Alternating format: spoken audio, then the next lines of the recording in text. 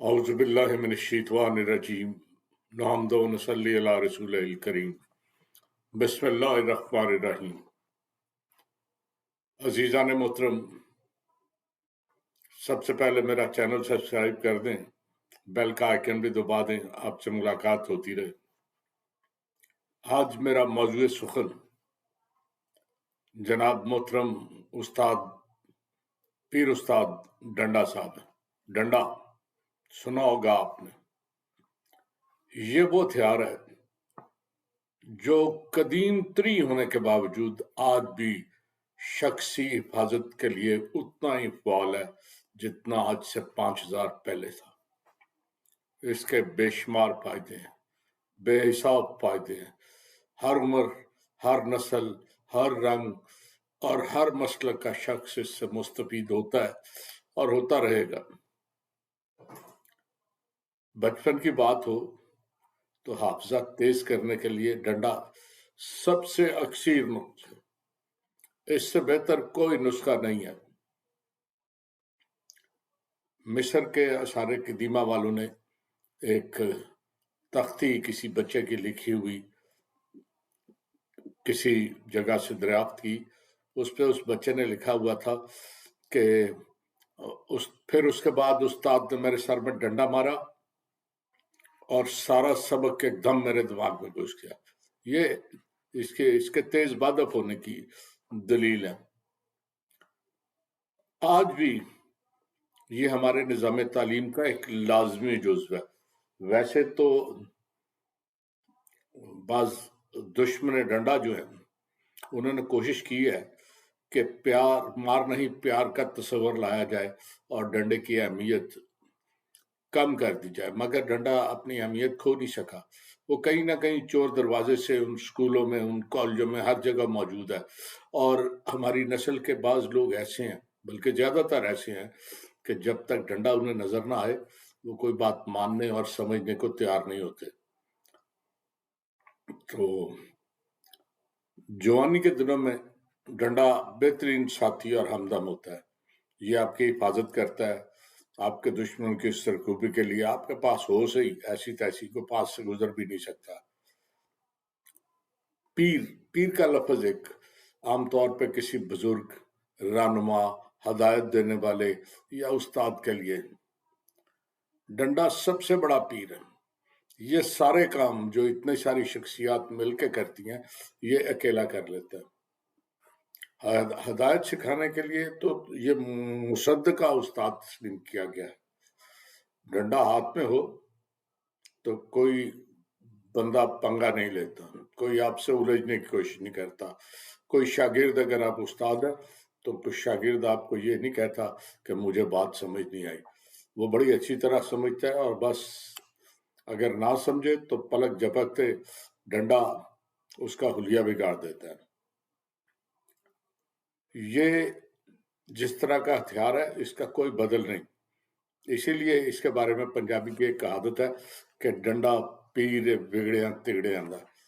तो ये बहरहाल डंडा बिगड़े हुए लोगों का उस्ताद, बल्कि महा उस्ताद। पुलिस और चौकीदार भी इसके बगैर अधूरे हैं।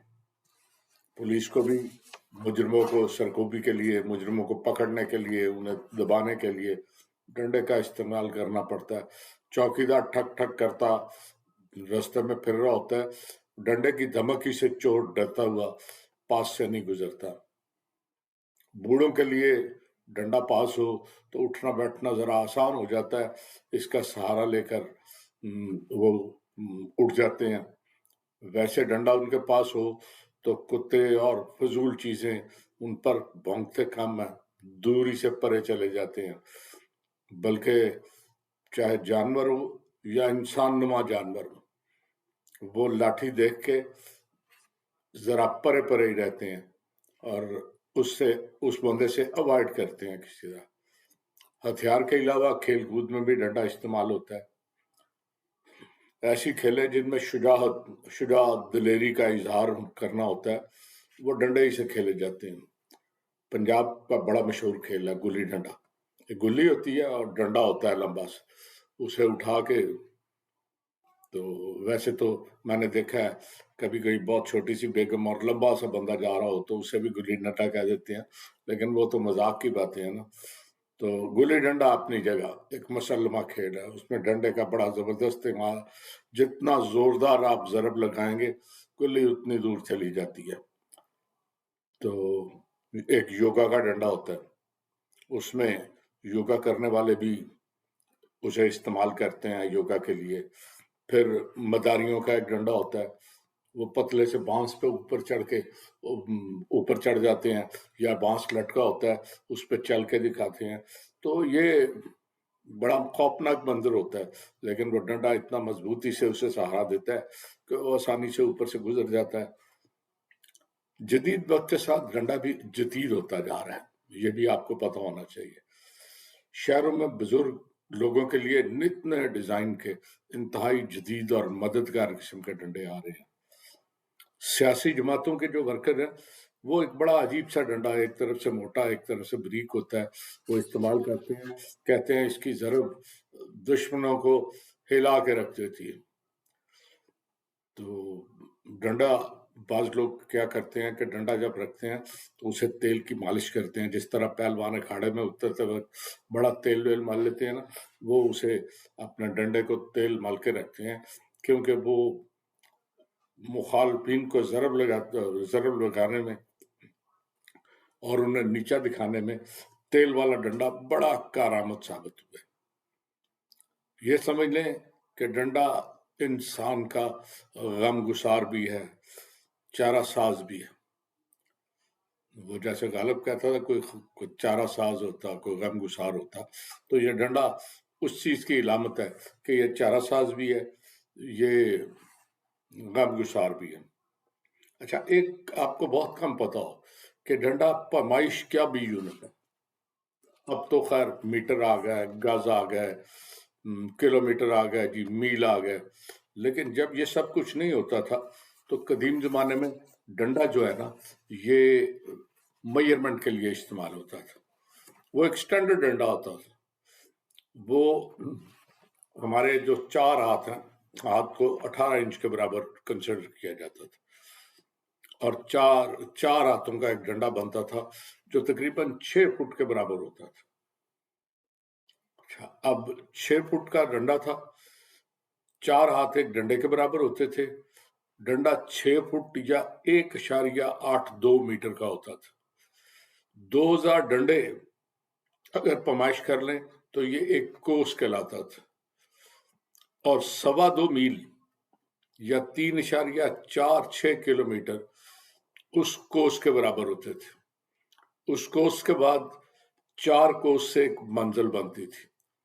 कहते थे मैम एक मंजिल मैंने तय की है, तो इसका मतलब है 4 कोस उसने, यानी 9 मील या 14.5 किलोमीटर उसने तय किए हैं।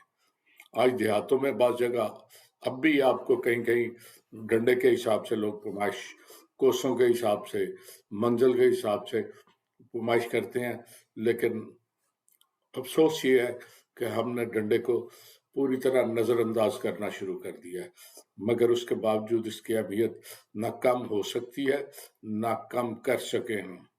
वो कल भी खुद को मनवाता था, आज भी खुद को मनवा रहा है। आज देखें, कहीं जमहूरी डंडे नजर आते हैं, कहीं इनकलाबी डंडे नजर आते हैं, कहीं सियासी डंडे, कहीं आज़ादी के डंडे, कहीं फौजी डंडे।